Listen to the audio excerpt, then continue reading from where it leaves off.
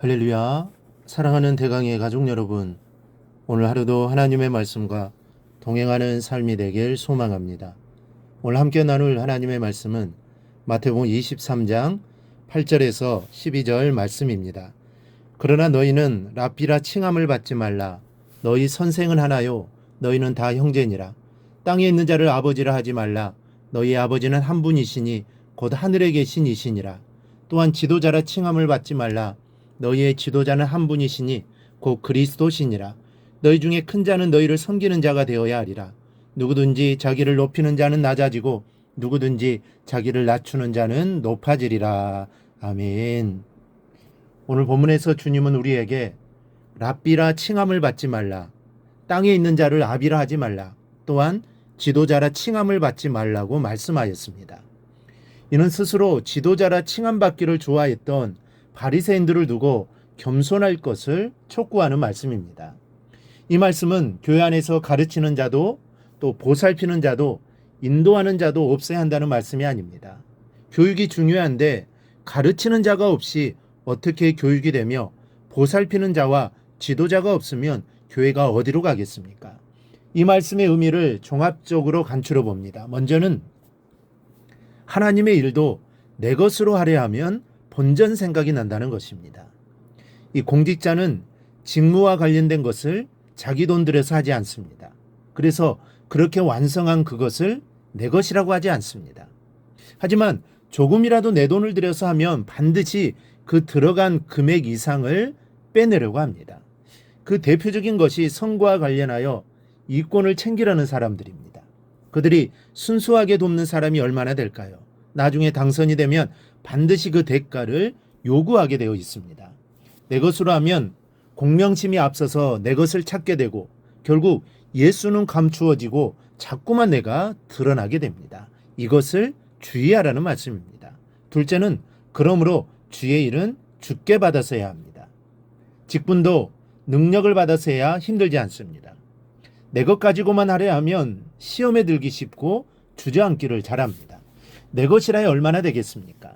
내 것으로 가르치면 사람의 제자밖에는 되지를 않습니다. 받아서 해야 합니다. 물질도 받아서 드려야 아까움이 없고 그것이 또다시 축복의 씨앗으로 내게 돌아오는 것입니다. 셋째는 그러기 위해 자기 자리를 정확히 해야 합니다. 8절에 우리에게 선생은 하나 주님밖에 없다고 하셨습니다. 그리고 우리는 모두 다 형제일 뿐이라고 하셨습니다. 내가 교사되어 가르칠 때에도 내가 가르칠 것이 아닙니다. 내 입술이 하나님의 말씀을 내어놓지만 교사 자신도 자신의 입으로 말씀하시는 주님 앞에 겸손하게 무릎을 꿇고 앉아 주의 음성을 함께 듣고 함께 배우는 위치를 잃지 말아야 합니다. 이 위치는 어느 직분 어느 사명이나 마찬가지입니다. 우리에게 선생도 아버지도 지도자도 오직 한 분이심을 알아야 합니다. 다만 내가 주님께 세우심을 받았다면 나는 단지 섬기는 자일 뿐인 것입니다. 베드로전서 4장을 보면 누가 봉사하려면 하나님이 공급하시는 힘으로 하는 것 같이 하라고 말씀합니다. 하나님이 주시는 힘으로 할 때 잘 감당할 수 있는 것입니다. 내 힘으로 하려고 하면 조금 하다가 잘 되지 않으면 주저앉아 버립니다. 하지만 하나님이 주신 힘으로 하면 끝까지 잘 감당할 수 있게 되는 것입니다.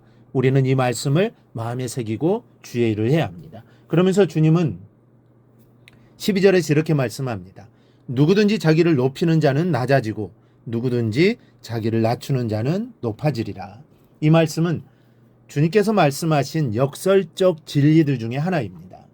주님은 교훈을 주실 때 종종 역설적인 진리들을 말씀하십니다.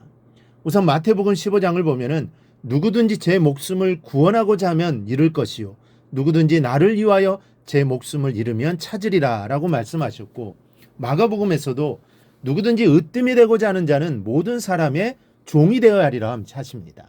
또 마태복음 20장에서도 나중된 자로서 먼저 되고 먼저 된 자로서 나중되리라. 그런가 하면 이 사도 바울도 고린도전서 3장에서 누구든지 이 세상에서 지혜 있는 줄로 생각하거든 미련한 자가 되라. 그리하여 지혜로운 자가 되리라. 이것이 무엇을 의미하는 것입니까? 그것은 바로 천국은 역설적 원리가 지배하는 곳이라는 겁니다. 천국의 지배적 원리는 이 세상의 지배적 원리와 다릅니다. 이 세상에서는 자기 목숨을 보존하려고 노력하는 자가 생명을 보존하고 자기를 높이는 자가 높아지고 먼저 된 자가 그 결과에서도 좋은 결과를 얻는 것이 보통입니다. 그러나 천국에서는 그와 정반대 현상이 나타납니다. 물론 모든 일에서 그러한 역설적 원리가 적용되는 것은 아닙니다. 만일 그렇다면 천국은 전혀 비정상적인 곳일 것입니다. 다만 여기서 말하고자 하는 것은 천국 백성은 자기중심적인 삶이 아니라 하나님 중심, 이웃 중심의 삶을 살아야 한다는 것입니다. 우리는 비록 이 땅에 살고 있지만 천국 시민권을 소유한 천국 백성들입니다. 그러므로 우리는 천국의 원리에 지배를 받는 삶을 살아야 합니다. 어떤 사람이 다른 나라로 이민을 가고자 한다면 그 나라의 질서와 법에 순종할 것을 서약하게 됩니다. 그리고 만일 그 나라에 가서 그 나라의 법과 질서에 순종하지 않으면 그 나라 국민으로서 정당한 권리를 행사하지 못하고 제지를 당하게 됩니다.